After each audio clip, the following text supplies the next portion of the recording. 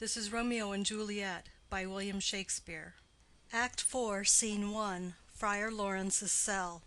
Enter Friar Lawrence and Paris. Friar. On Thursday, sir. The time is very short. Paris. My father Capulet will have it so, and I am nothing slow to slack his haste. Friar. You say you do not know the lady's mind. Uneven is the course. I like it not. Paris. Immoderately she weeps for Tybalt's death, and therefore have I little talked of love, for Venus smiles not in a house of tears. Now, sir, her father counts it dangerous that she do give her sorrow so much sway, and in his wisdom hastes our marriage, to stop the inundation of her tears, which, too much minded by herself alone, may be put from her by society. Now do you know the reason of this haste? Friar. Aside. I would I knew not why it should be slowed. Look, sir, here comes the lady toward my cell. Enter Juliet. Paris. Happily met, my lady and my wife. Juliet. That may be, sir, when I may be a wife. Paris. That may be, must be, love, on Thursday next. Juliet. What must be, shall be. Friar. That's a certain text. Paris. Come you to make confession to this father? Juliet. To answer that, I should confess to you. Paris. Do not deny to him that you love me. Juliet. I will confess to you that I love him. Paris. So will ye, I am sure, that you love me. Juliet. If I do so, it will be of more price, being spoke behind your back than to your face. Paris. Poor soul, thy face is much abused with tears. Juliet. The tears have got small victory by that, for it was bad enough before their spite. Paris. Thou wrong'st it more than tears with that report. Juliet. That is no slander, sir, which is a truth, and what I spake it to my face. Paris. Thy face is mine, and thou hast slandered it. Juliet. It may be so, for it is not mine own. Are you at leisure, holy father, now, or shall I come to you at evening mass? Friar. My leisure serves me, pensive daughter, now. My lord, we must entreat the time alone. Paris. God shield I should disturb devotion. Juliet. On Thursday early will I rouse you. Till then, adieu, and keep this holy kiss. Exit. Juliet. Oh, shut the door, and when thou hast done so, come weep with me, past hope, past cure, past help. Friar. Ah, Juliet, I already know thy grief. It strains me past the compass of my wits. I hear thou must, and nothing may prorogue it, on Thursday next be married to this county. Juliet. Tell me not, friar, that thou hearest of this, unless thou tell me how I may prevent it. If in thy wisdom thou canst give no help, do thou but call my resolution wise, and with this knife I'll help it presently.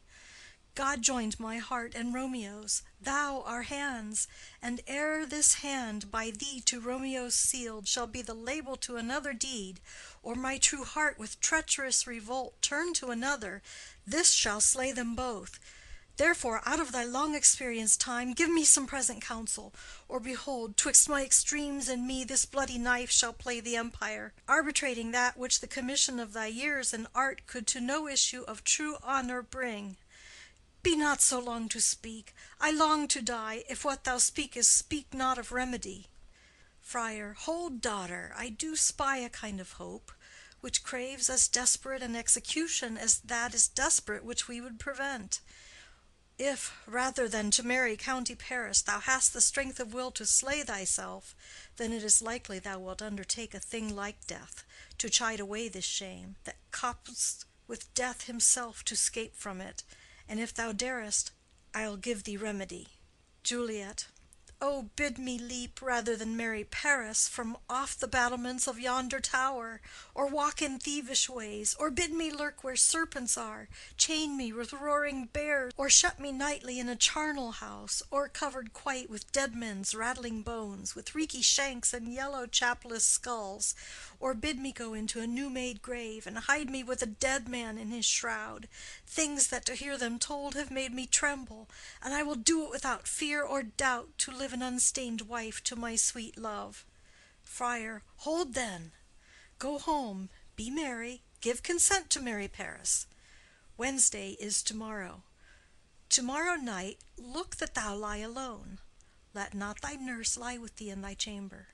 Take thou this vial, being then in bed, and this distilled liquor drink thou off, when presently through all thy veins shall run a cold and drowsy humor, for no pulse shall keep his native progress, but surcease. No warmth, no breath shall testify thou livest. The roses in thy lips and cheeks shall fade to paly ashes. Thy eyes' windows fall like death when he shuts up the day of life. Each part deprived of supple government shall, stiff and stark and cold, appear like death. And in this borrowed likeness of shrunk death thou shalt continue 42 hours, and then awake as from a pleasant sleep. Now, when the bridegroom in the morning comes to rouse thee from thy bed, there art thou dead. Then, as the manner of our country is, in thy best robes, uncovered, on the bier, thou shalt be borne to that same ancient vault, where all the kindred of the Capulets lie. In the meantime, against thou shalt awake, shall Romeo by my letters know our drift, and hither shall he come, and he and I will watch thy waking, and that very night shall Romeo bear thee hence to Mantua, and this shall free thee from this present shame, if no inconstant toy nor womanish fear abate thy valor in the acting it. Juliet, give me, give me! Oh, tell not me of fear! Friar, hold, get you gone. Be strong and prosperous in this resolve. I'll send a friar with speed to Mantua with my letters to thy lord. Juliet, love give me strength, and strength shall help afford. Farewell, dear father. Exit. End of Scene 1. Scene 2. Hall in Capulet's house. Enter Capulet, Lady Capulet, nurse, and servants. Capulet. So many guests invite as here are writ. Exit first servant. Sirrah, go hire me 20 cunning cooks. Second servant. You shall have none ill, sir, for I'll try if they can lick their fingers. Capulet. How canst thou try them so? Second servant. Marry, sir, 'tis an ill cook that cannot lick his own fingers. Therefore he that cannot lick his fingers goes not with me. Capulet. Go, be gone. Exit second servant. We shall be much unfurnished for this time. What, is my daughter gone to Friar Lawrence? Nurse. Ay, forsooth. Capulet. Well, be may chance to do some good on her. A peevish, self-willed harlotry it is. Nurse. See where she comes from shrift with merry look. Enter Juliet. Capulet. How now, my headstrong? Where have you been gadding? Juliet. Where I have learned me to repent the sin of disobedient opposition to you and your behests, and am enjoined by holy Lawrence to fall prostrate here, to beg your pardon. Pardon, I beseech you. Henceforward I am ever ruled by you. Capulet. Send for the county. Go tell him of this. I'll have this knot knit up tomorrow morning. Juliet. I met the youthful lord at Lawrence's cell, and gave him what becomed love I might, not stepping o'er the bounds of modesty. Capulet. Why, I am glad on't. This is well. Stand up. This is as it should be. Let me see the county. Ay, marry, go, I say, and fetch him hither. Now, afore God, this revered holy friar, all our whole city is much bound to him. Juliet. Nurse, will you go with me into my closet to help me sort such needful ornaments as you think fit to furnish me tomorrow? Lady Capulet. No, not till Thursday. There's time enough. Capulet. Go, nurse, go with her. We'll to church tomorrow. Exit Juliet and nurse. Lady Capulet. We shall be short in our provision. 'Tis now near night. Capulet. Tush! I will stir about, and all things shall be well, I warrant thee, wife. Go thou to Juliet. Help to deck up her. I'll not to bed to-night. Let me alone. I'll play the housewife for this once. What ho! They are all forth. Well, I will walk myself to County Paris, to prepare him up against tomorrow. My heart is wondrous light since this same wayward girl is so reclaimed. Exit. End of Scene 2. Scene 3. Juliet's chamber. Enter Juliet and nurse. Juliet. Ay, those attires are best. But, gentle nurse, I pray thee leave me to myself to-night, for I have need of many orisons to move the heavens to smile upon my state, which well thou knowest is cross and full of sin. Enter Lady Capulet. Lady Capulet. What, are you busy, ho? Need you my help? Juliet. No, madam. We have culled such necessaries as are behoveful for our state to-morrow. So please you, let me now be left alone, and let the nurse this night sit up with you, for I am sure you have your hands full all in this so sudden business. Lady Capulet. Good night. Get thee to bed and rest, for thou hast need. Exit Lady Capulet and nurse. Juliet. Farewell. God knows when we shall meet again. I have a faint cold fear thrills through my veins that almost freezes up the heat of life. I'll call them back again to comfort me. Nurse! Oh, what should she do here? My dismal scene I needs must act alone. Come, vial. What if this mixture do not work at all? Shall I be married, then, to-morrow morning? No, no, this shall forbid it. Lie thou there, laying down her dagger. What if it be a poison which the friar subtly hath ministered to have me dead, lest in this marriage he should be dishonored, because he married me before to Romeo? I fear it is, and yet methinks it should not, for he hath still been tried a holy man. I will not entertain so bad a thought.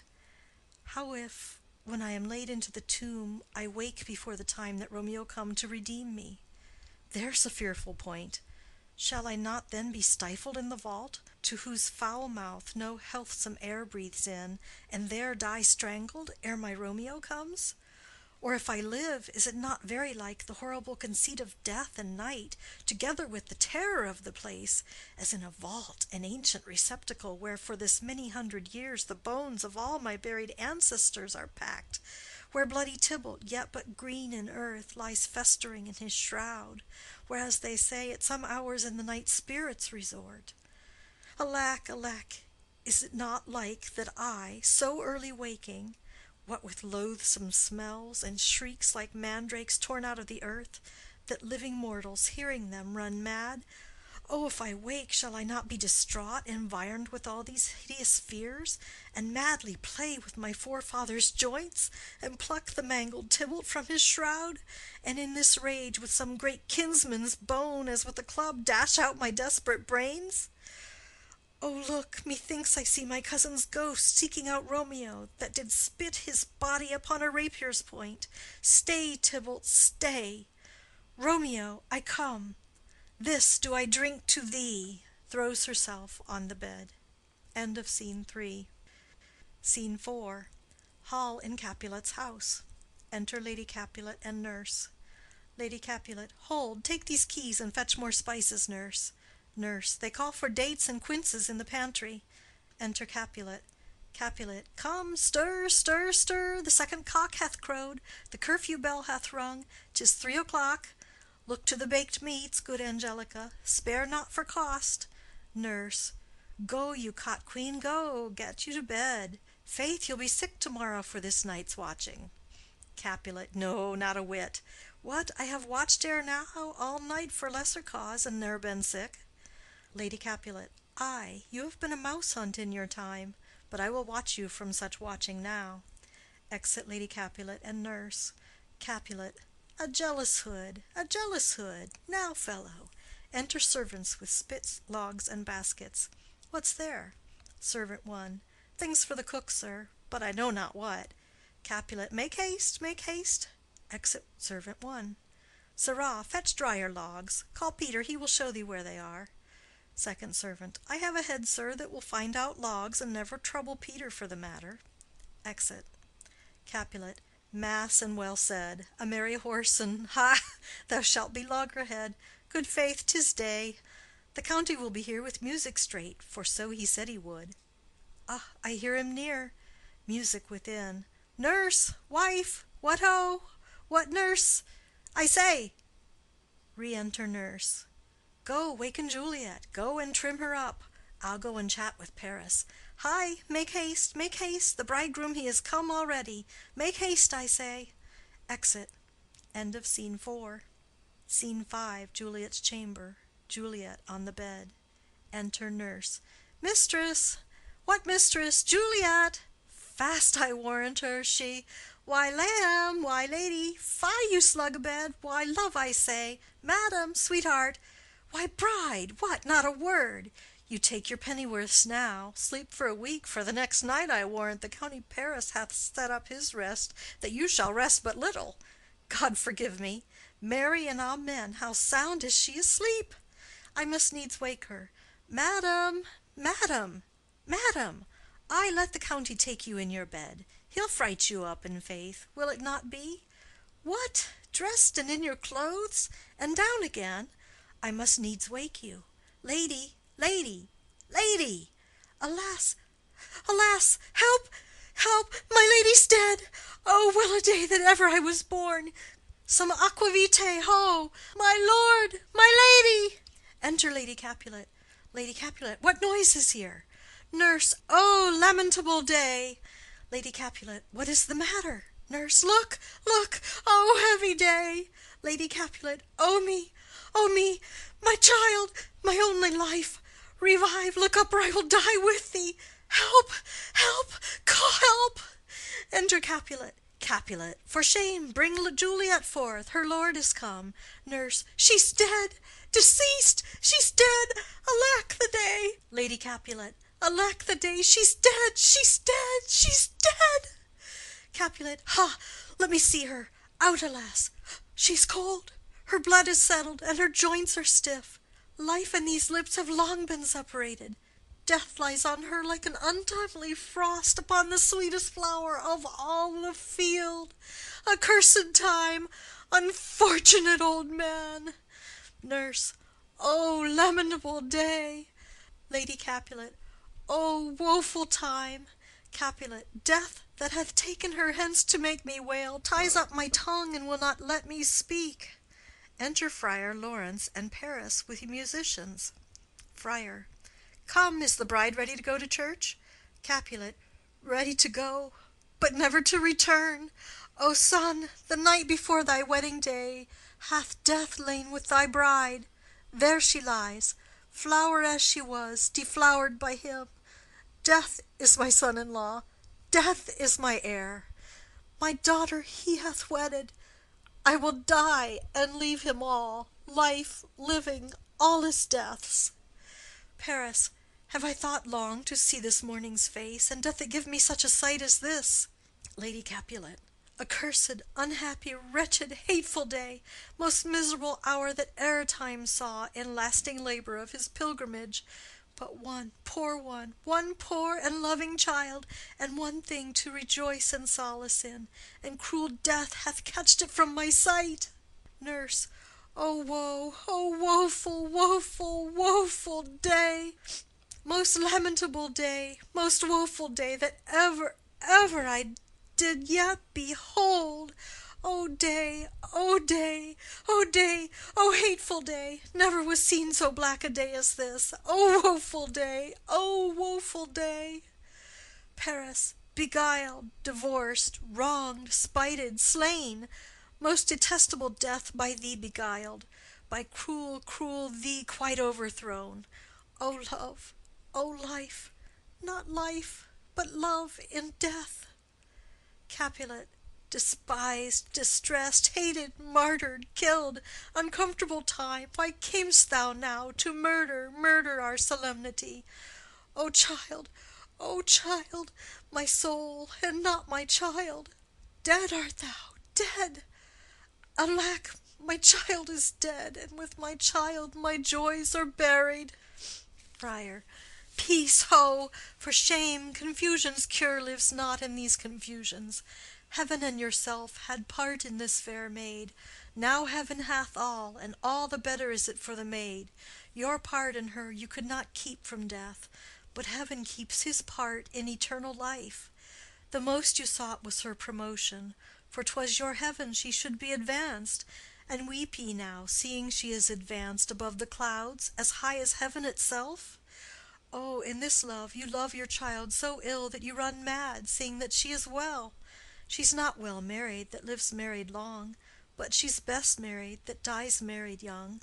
Dry up your tears, and stick your rosemary on this fair corse, and as the custom is, in all her best array bear her to church.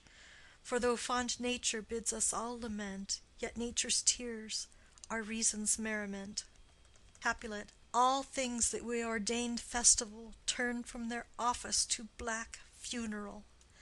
Our instruments to melancholy bells, our wedding cheer to a sad burial feast. Our solemn hymns to sullen dirges change. Our bridal flowers serve for a buried corse, and all things change them to the contrary. Friar. Sir, go you in, and madam, go with him. And go, Sir Paris, every one prepare to follow this fair course unto her grave. The heavens do lower upon you for some ill. Move them no more by crossing their high will. Exit Capulet, Lady Capulet, Paris, and Friar. First Musician. Faith, we may put up our pipes and be gone. Nurse. Honest good fellows, ah, put up, for well you know this is a pitiful case. Exit. First Musician. Ay, by my troth, the case may be amended. Enter Peter. Peter. Musicians, O musicians, heart's ease, and you will have me live. Play heart's ease. First Musician. Why heart's ease? Peter. O musicians, because my heart itself plays, my heart is full of woe. O play me some merry dump to comfort me. First Musician. Not a dump we, 'tis no time to play now. Peter. You will not then? First Musician. No. Peter. I will then give it you soundly. First Musician. What will you give us? Peter. No money on my faith, but the gleek. I will give you the minstrel. First Musician. Then will I give you the serving creature. Peter. Then will I lay the serving creature's dagger on your pate. I will carry no crotchets. I'll ray you, I'll fa you. Do you note me? First Musician. And you ray us and fa us, you note us.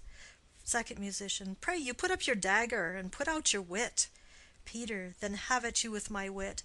I will dry beat you with an iron wit and put up my iron dagger. Answer me like men.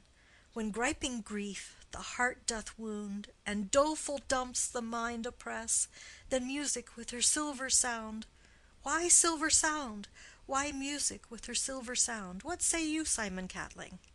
First Musician. Marry, sir, because silver hath a sweet sound. Peter. Pretty. What say you, Hugh Rebeck? Second Musician. I say silver sound, because musicians sound for silver. Peter. Pretty too. What say you, James Soundpost? Third Musician. Faith, I know not what to say. Peter. Oh, I cry you mercy. You are the singer. I will say for you. It is music with her silver sound, because musicians have no gold for sounding. Then music with her silver sound, with speedy help, doth lend redress. Exit. First Musician.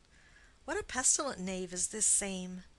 Second Musician. Hang him, Jack. Come, Will in here, tarry for the mourners and stay for dinner. Exit. End of Scene 5.